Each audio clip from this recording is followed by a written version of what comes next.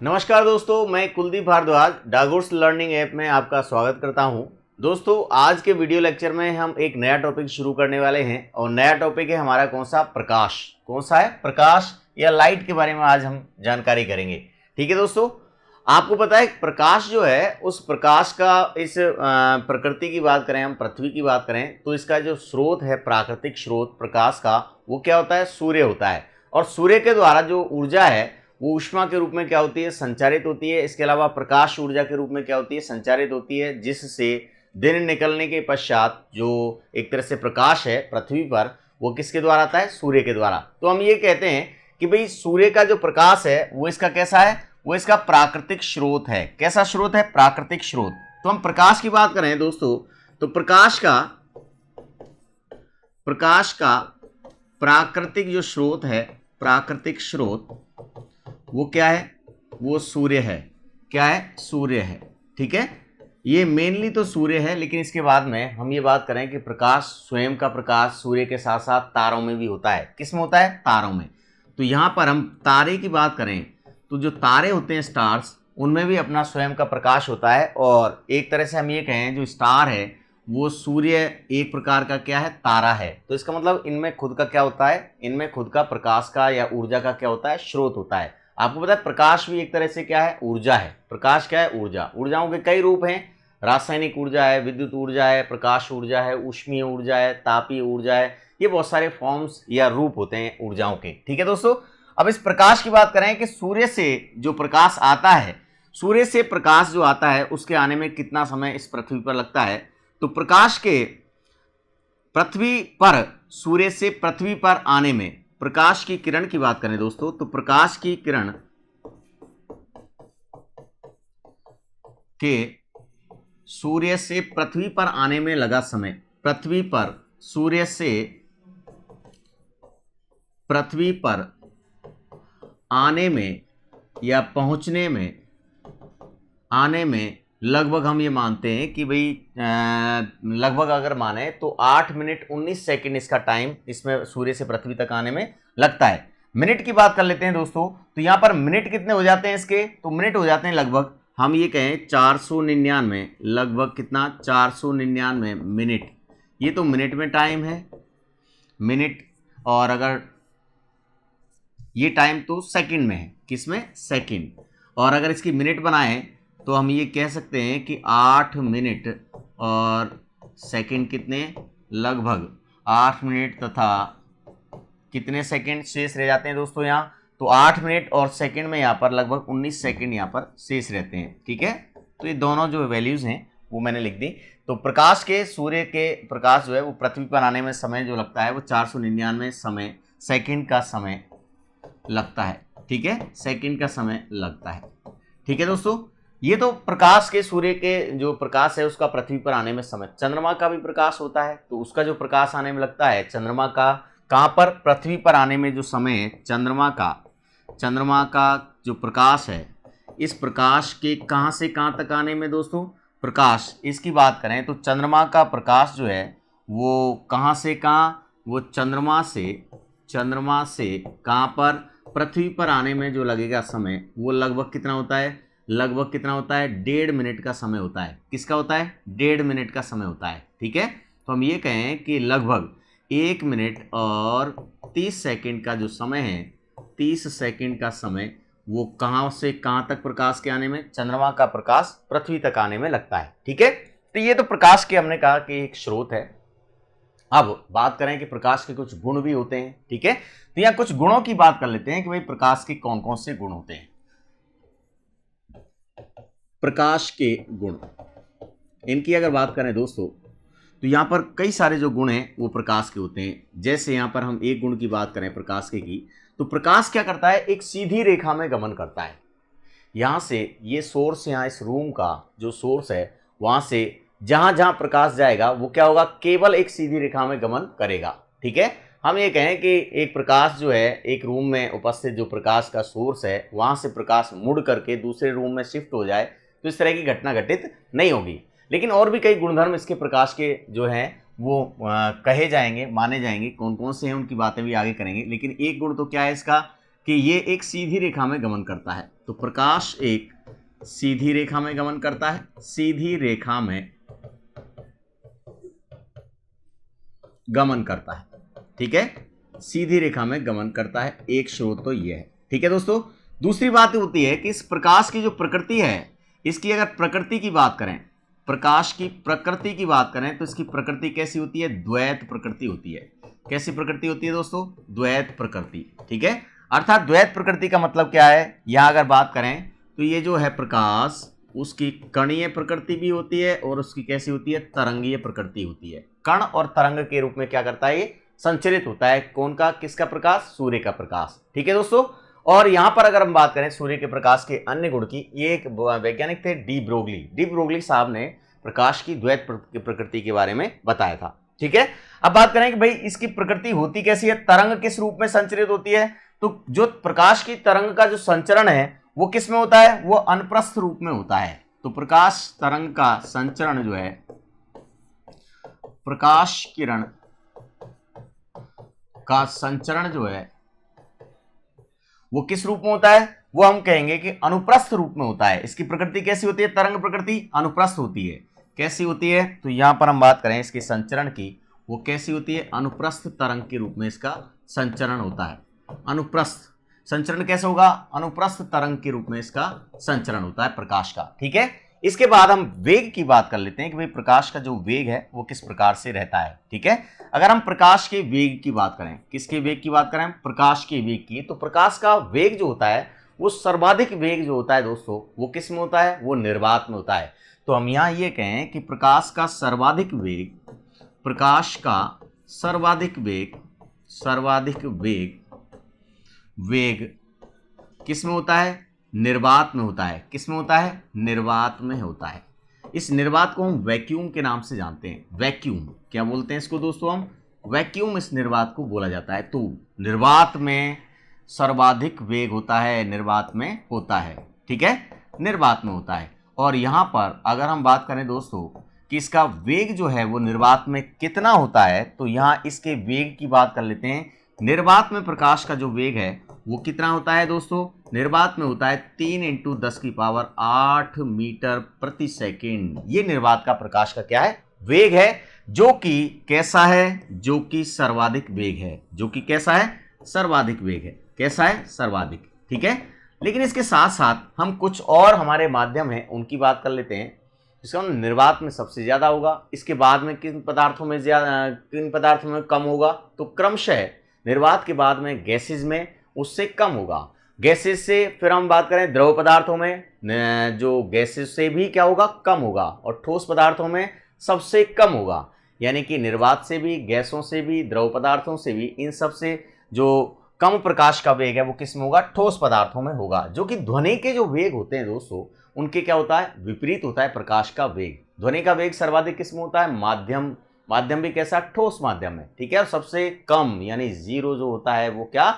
निर्वात में ध्वनि का वेग होता है। ये ध्यान रखना है आपको, ठीक है दोस्तों। अब इसके बाद में हम बात करें किसकी?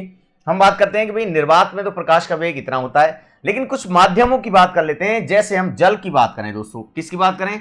जल की बात करें। जल, तो जल में प्रकाश का वेग 2.25 × 10⁸ मीटर पर सेकेंड होता है, ठीक है। ये जल की बात हो गई। कांच की बात कर लेते हैं कि भाई कांच में प्रकाश का वेग कितना होता है। तो कांच में दोस्तों प्रकाश का वेग जो होता है वो इससे भी क्या होता है? कम होता है। और लगभग कितना? कांच का जो प्रकाश का वेग है वो कितना होता है? 2 × 10⁸ 8 मीटर पर सेकेंड। ये कांच में प्रकाश का वेग है, ठीक है। इसके साथ में हम यहाँ पर जल की बात हो गई, कांच की बात हो गई। तेल की बात करें तो थोड़ा सा इससे कांच से क्या होता है? तेल का ज्यादा होता है। 2.04 × 10⁸ 8 मीटर पर सेकेंड के करीब इसका वेग होता है, ठीक है। तो हम अगर माध्यमों में वेग की बात करें, माध्यमों में वेग की बात करें प्रकाश के वेग की, तो प्रकाश के वेग का जो क्रम है दोस्तों वो किस प्रकार से रहता है? प्रकाश के वेग का क्रम, प्रकाश के वेग का अवरोही क्रम की बात करें, अवरोही क्रम, अवरोही क्रम, तो यहां पर अवरोही क्रम किस प्रकार का होगा उसकी बात कर लेते हैं। देखिए सर्वाधिक किस में होता है? तो हमें पता है निर्वात में सर्वाधिक होता है, ठीक है। इसके बाद में किस में होगा? निर्वात से किस में होगा? फिर कम, निर्वात से कम होगा गैसेज में, ठीक है। गैसों से कम किस में होगा? गैसों से कम किस में होगा? द्रव पदार्थ में होगा और द्रव से कम ठोस पदार्थों में। तो इसका मतलब ठोस पदार्थों में इस प्रकाश का जो वेग है वो सबसे कम और निर्वात में सबसे ज्यादा होता है। ठीक है, तो ये कुछ गुण हैं जो प्रकाश के गुण कहलाते हैं। लेकिन इसके साथ साथ दोस्तों कई वैज्ञानिकों ने अलग अलग धारणा जो है वो प्रकाश की बताई। ठीक है, इसमें प्रकाश की जो धारणा देने वाले वैज्ञानिक थे, इनमें से न्यूटन साहब ने कणिका का सिद्धांत दिया। इसके अलावा डी ब्रोगली साहब ने इसमें ये बताया कि कणिक जो प्रकाश है उसकी प्रकृति दोहरी या द्वैत प्रकृति होती है, यानी एक सीधी रेखा में गमन भी करता है, जो कण के रूप में ये संचरण होता है और तरंग के रूप में भी संचरण होता है। ये बात डी ब्रोगली साहब ने बताई। ठीक है, जो कि डी ब्रोगली का क्या कहलाता है, डी ब्रोगली का द्वैत प्रकृति का सिद्धांत कहलाता है। अब बात करते हैं प्रकाश की बहुत सारी परिघटनाएं होती हैं। प्रकाश की क्या होती हैं, बहुत सारी परिघटनाएं होती हैं। वो परिघटनाएं क्या हैं, इनकी हम बात कर लेते हैं। प्रकाश की परिघटनाओं की कि भाई प्रकाश की कौन कौन सी परिघटनाएं होती हैं। ठीक है, तो हम यहां पर प्रकाश की घटनाओं की बात करें, प्रकाश की इन परिघटनाओं की बात करें तो प्रकाश की बहुत सारी परिघटनाएं होती हैं। ठीक है, इनमें से कौन कौन सी परिघटनाएं हैं इनकी हम चर्चा कर लेते हैं दोस्तों। तो इनमें से प्रकाश की जो परिघटनाएं हैं उनमें से पहली परिघटना की बात करेंगे हम। कौन सी पहली हमारी परिघटना है, कौन सी, प्रकाश का परावर्तन, इसकी हम बात करते हैं। इसके बाद में हम किसकी बात करेंगे, हम दूसरी परिघटना की बात करेंगे जो क्या कहलाती है, प्रकाश का अपवर्तन कहलाती है। इस अपवर्तन को हम रिफ्रैक्शन के नाम से जानते हैं, अपवर्तन, और परावर्तन को हम रिफ्लेक्शन के नाम से जानते हैं। ठीक है, तीसरी जो परिघटना है इसकी वो क्या कहलाती है, वर्ण विक्षेपण। प्रकाश का क्या कहलाएगा, वर्ण विक्षेपण। ठीक है, डिस्पर्सन कहलाता है। इसके बाद में हम नेक्स्ट परिघटना की बात करेंगे, प्रकाश का पूर्ण आंतरिक परावर्तन।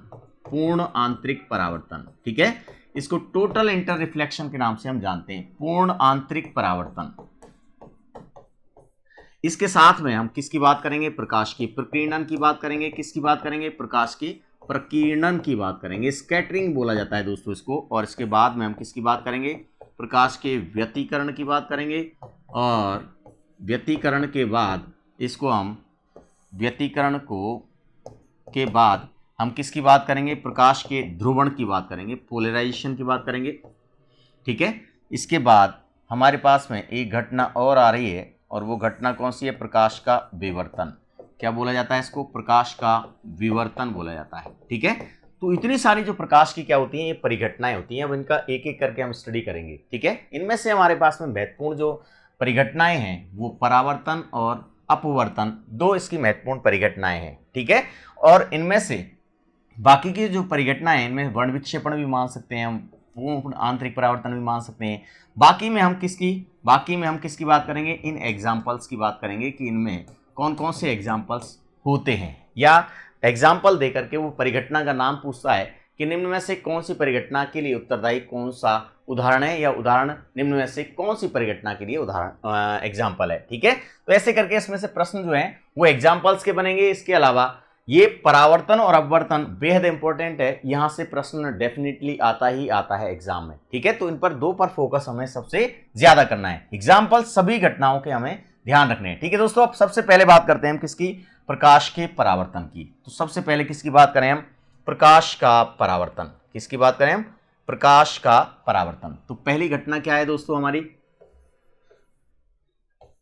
पहली घटना है प्रकाश का परावर्तन। परावर्तन को हम क्या कहते हैं, परावर्तन को हम रिफ्लेक्शन के नाम से जानते हैं। किस नाम से जानते हैं, रिफ्लेक्शन के नाम से हम जानते हैं प्रकाश का परावर्तन। रिफ्लेक्शन ऑफ लाइट क्या बोला जाता है, रिफ्लेक्शन ऑफ लाइट इसको बोला जाता है। रिफ्लेक्शन ऑफ इसको क्या बोला जाता है, लाइट के नाम से इसको जाना जाता है।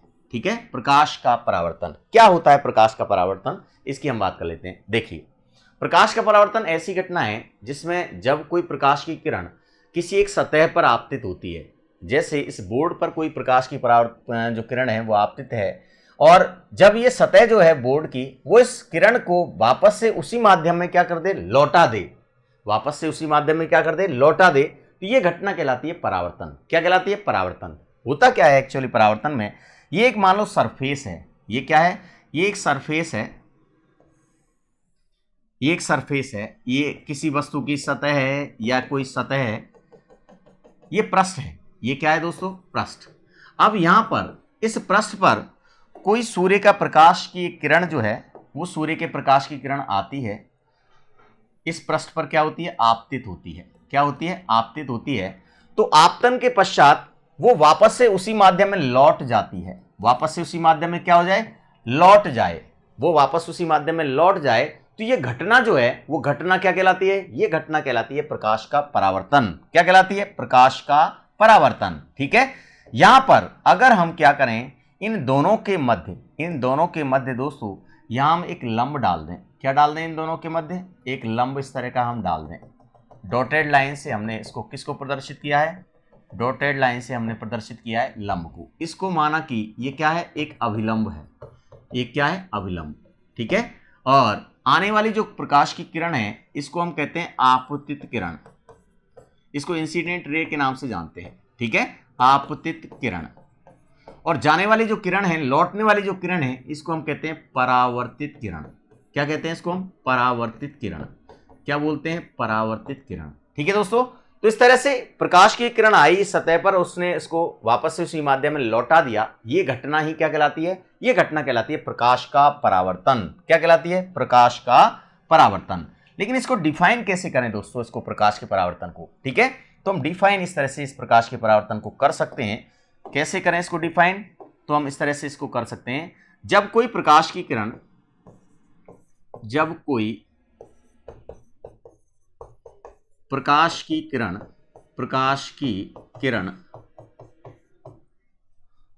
किसी सतह पर, सतह वस्तु की भी हो सकती है, किसी सतह पर आपतित होती है। आपतित का मतलब पड़ती है, सतह पर आपतित होती है, आपतित होती है, तो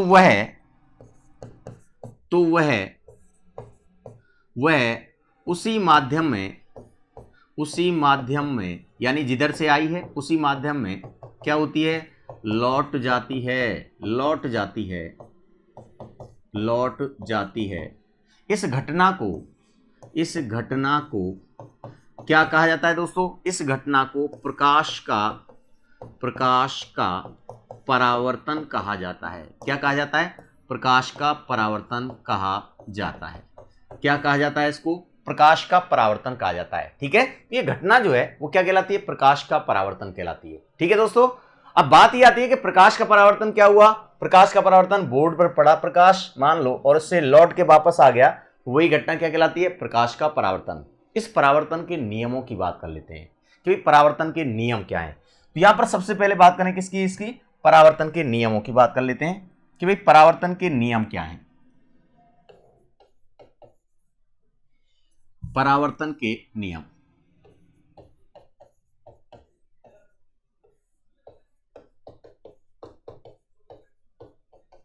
परावर्तन के नियम। परावर्तन के दो नियम है दोस्तों। कौन कौन से नियम है? सबसे पहला नियम तो क्या है?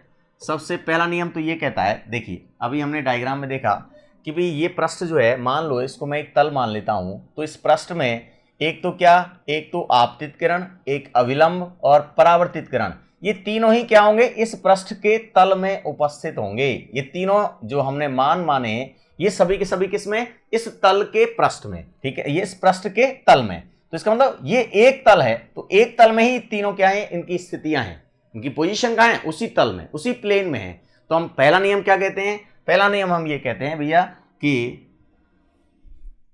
आपतित किरण यानी इंसिडेंट रे, आपतित किरण कौमा अभिलंब, जिसको हमने नॉर्मल बोला है, इंग्लिश में इसको नॉर्मल बोला जाता है, अभिलंब तथा परावर्तित किरण, जिसको रिफ्लेक्टिव रे के नाम से जानते हैं, परावर्तित किरण, ये तीनों कैसे होते हैं? एक ही प्लेन में, एक ही तल में होते हैं। ये इसका क्या है दोस्तों? ये इसका पहला नियम है। ठीक है, अब दूसरे नियम की बात कर लेते हैं। भाई दूसरा नियम क्या है? देखिए वापस से हम डायग्राम देखते हैं। दूसरा नियम ये कहता है कि भाई यहां पर प्रकाश की किरण जिस एंगल से आती है, उसी एंगल से ये क्या हो जाती है? रिफ्लेक्ट हो जाती है, परावर्तित हो जाती है। तो इसका मतलब अविलंब जो हमने बीच में माना है, हमने काल्पनिक, हमने एक लंब माना है, उस काल्पनिक लंब के साथ आने वाली किरण भी वही कोण बनाएगी जो जाने वाली किरण का कोण होता है। यानी ये जो कोण है परावर्तित किरण और अविलंब के मध्य, वो कोण का मान, एंगल का मान उतना ही होगा जितना इस अविलंब और आपतित किरण के मध्य होता है। किसके? अविलंब और आपतित किरण के मध्य होता है। तो हम ये कहें दोस्तों यहां पर कि इसको हम यहां अविलंब और आपतित किरण के मध्य के कोण को हम कोण किसके द्वारा, कोण आई के द्वारा इंडिकेशन हम दे देते हैं। इंसिडेंट रे के हिसाब से हमने आई लिख दिया, और अविलंब और परावर्तित किरण के द्वारा जो मध्य बनने वाला कोण है इसको हमने किससे, कोण आर के द्वारा इसको इंडिकेट कर दिया। ये कौन सा कोण कहलाता है? आपतन कोण। ये कौन सा कहलाता है? परावर्तन कोण। तो इसको तो हमने क्या कह दिया? आपतन। इसको तो क्या कहा हमने? आपतन। ठीक है। और इस कोण को क्या कहा हमने? परावर्तन। कौन सा कोण है ये? परावर्तन कोण। कौन सा है? परावर्तन कोण। और ये कौन सा है? आपतन कोण है। कौन सा है ये? आपतन कोण को तो आई से इंडिकेट किया, परावर्तन कोण को आर से। तो इसका मतलब दोनों की वैल्यू जो है वो क्या है? इक्वल रहेंगी। तो हम ये कह सकते हैं दूसरे नियम के आधार पर कि आपतन कोण और परावर्तन कोण के मान कैसे होते हैं दोस्तों? एक समान होते हैं। तो दूसरा नियम यही कहता है। दूसरा नियम क्या कहता है? दूसरा नियम ये कह रहा है कि आपतन कोण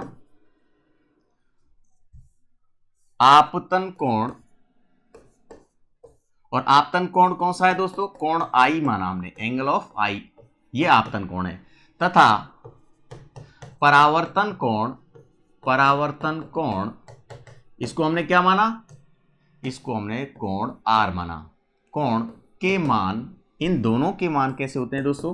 के मान कैसे होते हैं? समान होते हैं। कैसे होते हैं? समान होते हैं। ठीक है, ये समान होते हैं। तो हम ये कह सकते हैं, क्या कह सकते हैं हम यहां पर कि भाई कोण आई जो है वो इक्वल होगा कोण आर के। एंगल ऑफ इंसिडेंट ये किसके द्वारा किसके बराबर होगा? एंगल ऑफ रिफ्लेक्शन के बराबर होगा, आप परावर्तन कोण के बराबर होगा। ये दूसरा नियम कहलाता है दोस्तों। क्या कहलाता है इसका? दूसरा नियम। तो ये तो परावर्तन के क्या है? नियम है। ठीक है। अब बात करते हैं परावर्तन के प्रकारों की। किसकी बात कर लेते हैं? परावर्तन के प्रकार। तो परावर्तन के कितने प्रकार हैं इसकी हम बात कर लेते हैं। परावर्तन के प्रकार, परावर्तन के प्रकारों की बात कर लेते हैं। टाइप्स ऑफ रिफ्लेक्शन, ये क्या है? टाइप्स ऑफ रिफ्लेक्शन की बात कर लेते हैं। तो देखिए टाइप्स ऑफ रिफ्लेक्शन जो होता है वो क्या है, कितने टाइप्स के होते हैं ये रिफ्लेक्शन, उसकी हम बात कर लेते हैं। तो मूलतः परावर्तन के जो प्रकार हैं वो कितने होते हैं दोस्तों? दो प्रकार होते हैं। कितने प्रकार होते हैं? दो प्रकार। ठीक है। कौन कौन से प्रकार होते हैं इनकी हम बात कर लेते हैं। तो देखिए यहां पर अगर हम परावर्तन की बात करें तो परावर्तन जो है इसके दो प्रकार कौन कौन से हैं? एक जो प्रकार है, इस एक प्रकार को हम कहते हैं, इस एक प्रकार को हम कहते हैं नियमित परावर्तन। एक प्रकार को तो क्या कहा जाता है? एक प्रकार जो है वो कहलाता है नियमित परावर्तन। क्या कहलाता है? नियमित परावर्तन। ठीक है, इसको रेगुलर रिफ्लेक्शन के नाम से जानते हैं, नियमित परावर्तन। और दूसरा परावर्तन का जो प्रकार है वो दूसरा कौन सा कहलाता है? इसको हम कहते हैं विसरित परावर्तन। क्या बोला जाता है इसको? विसरित परावर्तन इसको बोला जाता है। और विसरित को हम किस नाम से जानते हैं? इसको डिफ्यूज्ड बोला जाता है। इसे क्या कहते हैं हम? डिफ्यूज्ड। ठीक है। तो एक तो रेगुलर है दोस्तों और दूसरा कौन सा है? डिफ्यूज्ड है। ठीक है। लेकिन नियमित किस प्रकार का, विसरित किस प्रकार का? आपने देखा होगा कि एक रूम में एक प्रकाश का स्रोत है और इस स्रोत के द्वारा जो रूम जब जगमगा जाता है तो रेज जो होती हैं वो एक साथ एक सतह पर पड़ती हैं। ठीक है। या हम ये कहें कभी कभी हम कोई मिरर लेते हैं काम में, उस मिरर पर हम कोई प्रकाश की किरण डालें तो उसका एक निश्चित एंगल होता है और उस पर निश्चित एंगल पर वो मिरर क्या होता है? चमकता है। ठीक है। तो इसका मतलब हो गया कि प्रकाश का जो स्रोत से प्रकाश आ रहा है जो कि मिरर पर पड़ रहा है, वो मिरर क्या करता है? वो मिरर क्या करता है? एक समतल पट्टिका होती है और वो निश्चित जिस कोण से प्रकाश की किरणें आती हैं उन्हीं कोणों के आधार पर वो प्रकाश की किरणों को क्या करता है? रिफ्लेक्ट करता है और एक निश्चित दिशा में क्या करता है? रिफ्लेक्ट। तो हमें वो कांच का टुकड़ा जो है वो चमकदार एक निश्चित एंगल पर ही दिखाई देता है। तो उसका रीजन क्या है? उसका रीजन है नियमित परावर्तन। तो नियमित परावर्तन में होता क्या है दोस्तों? यहां देखिए नियमित परावर्तन होता किस तरह का है। नियमित परावर्तन में क्या होता है कि इसमें एक सरफेस जो होती है वो एक प्लेन सरफेस होती है। ये कैसी है? ये सरफेस क्या है? प्लेन सरफेस है, समतल सतह होती है। कैसी होती है? समतल। ठीक है। तो यदि किसी समतल सतह पर प्रकाश की किरण आपतित हो, किसी समतल सतह पर क्या हो?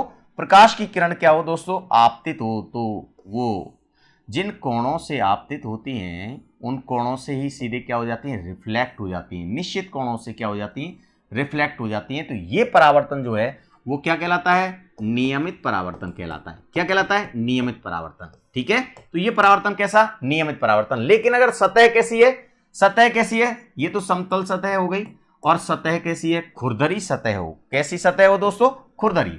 अगर सतह किस तरह की है, इस तरह की उबड़ खाबड़ हो, तो इस उबड़ खाबड़ सतह से क्या होगा, अगर प्रकाश की किरणें आएंगी तो यहां पर इनकी प्रकाश की किरणों की स्थितियां कैसे होंगी, तो देखिए आएंगी तो निश्चित एंगल से मान लो प्रकाश की किरणें, लेकिन परावर्तन के पश्चात सतह खुरदरी होने के पश्चात जो जाने वाली किरणें उनकी जो दिशाएं हैं वो निश्चित नहीं होंगी।